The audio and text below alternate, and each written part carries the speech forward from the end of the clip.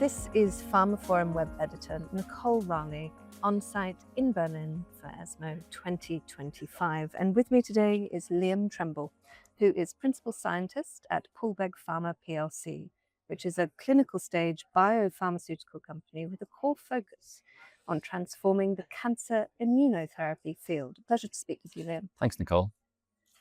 So to kick things off with this conversation, I was wondering if you could introduce yourself for listeners, as in your professional journey, your research interests. What's brought you to this point with Poolbeg today?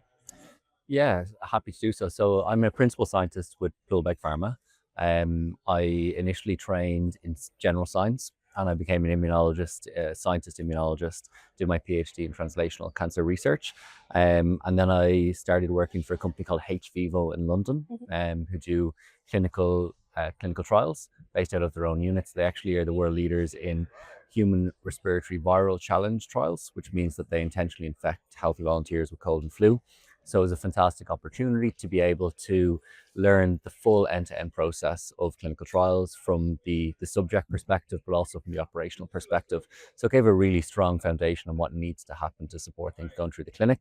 And from there, Poolbeg Pharma actually demerged from hVivo, and it was demerged to pursue the pharmaceutical assets that hVivo held. So since we demerged from hVivo, I was initially involved with the preclinical aspects, but I got more involved with the clinical aspects as were required. At Poolbeg, we essentially outsource or do most activities virtually.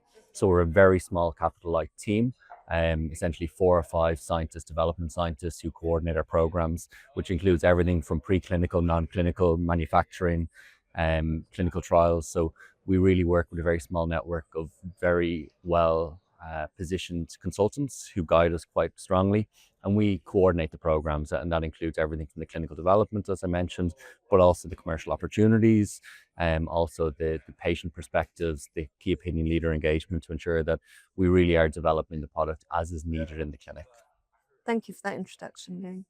So today we're going to be discussing POLB 001 and the company's upcoming phase 2A clinical trial, which aims to investigate its safety and efficacy, in particular, its ability to reduce the incidence of CRS in approximately 30 relapsed refractory multiple myeloma patients receiving an approved bispecific antibody. So Liam, interim data is expected in summer 2026. What can you tell us about this study today, though? Yeah, so we're really excited to be able to tell everybody more about the trial that we have coming up. So as you mentioned, it's 30 patients with multiple myeloma. So those multiple myeloma patients be getting a bispecific antibody. So these bispecific antibodies are generally T-cell engaging, and that means they come with a high risk of cytokine release syndrome. So cytokine release syndrome is somewhat similar to cytokine storm, but slightly different as well, in that it's acute inflammatory response. So they have fever, hypertension. It's potentially life-threatening. But there are a number of treatments for it, but none of them adequately prevent or treat cytokine release syndrome. At the moment, all of the immunotherapies that engage T cells, so either a CAR T cell therapy or a bispecific antibody, comes with this risk of cytokine release syndrome, and it can be mild, or it can be, in the case of CAR T cells, quite severe.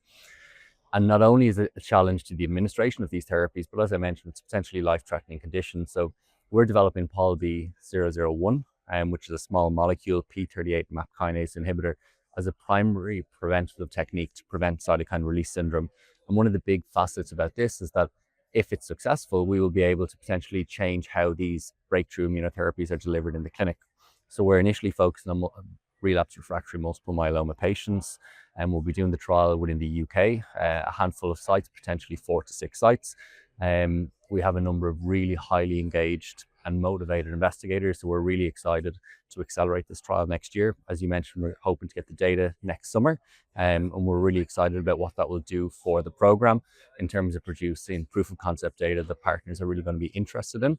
So obviously, as I mentioned, multiple myeloma patients, but if we're successful, the applications of this drug actually go well beyond the bispecifics, and they go well beyond multiple myeloma. So that's why we're here at ESMO, to really get a feel for how these treatments are also emerging for solid cancers and other indications where cytokine release syndrome isn't just there for the patients, but it's also impacting how these treatments are delivered. So at the moment, all bispecifics or most bispecifics are actually given as step-up doses, which means that to mitigate the risk of cytokine release syndrome, what they have to do is give a very small dose and then increase it. Because if they gave a full dose straight away, you potentially have lethal cytokine release syndrome occurring. But even with this step-up dosing, it's still not solving the problem. It still mandates that a lot of patients have to be treated on an inpatient basis. They take up valuable hospital beds. It drives a lot of costs within the healthcare sector. And also from a regulatory perspective, there's large safety concern over the management of the patients once they leave the hospital as well.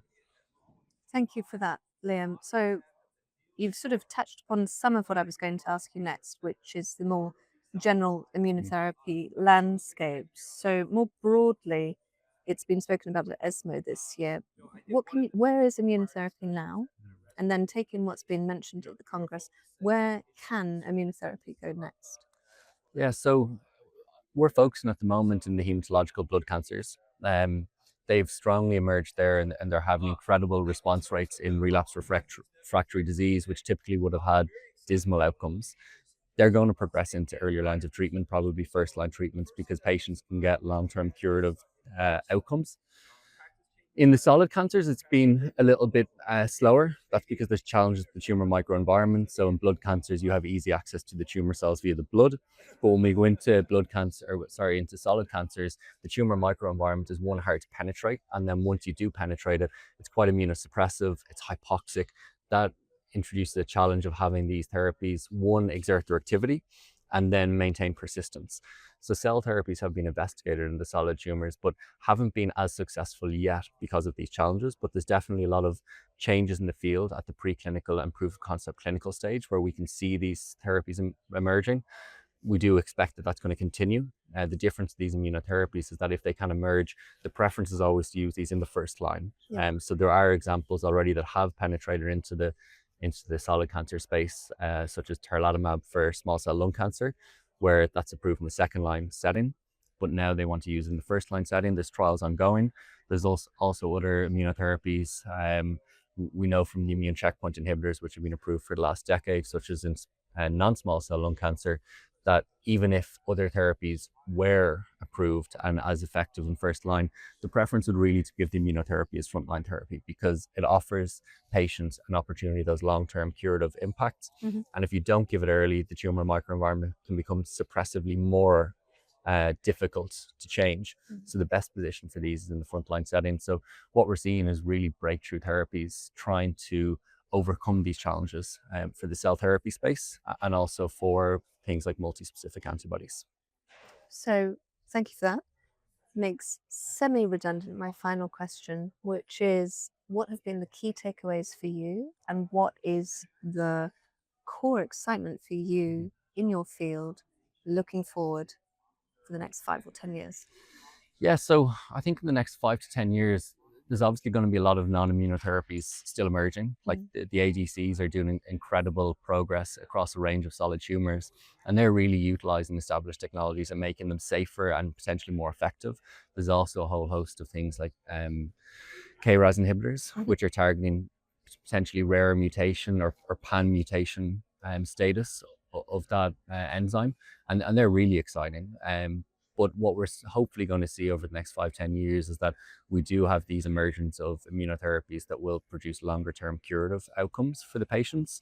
As I mentioned, it is early stage, but we already have instances where clinicians have a preference for giving these in the earlier lines of treatment.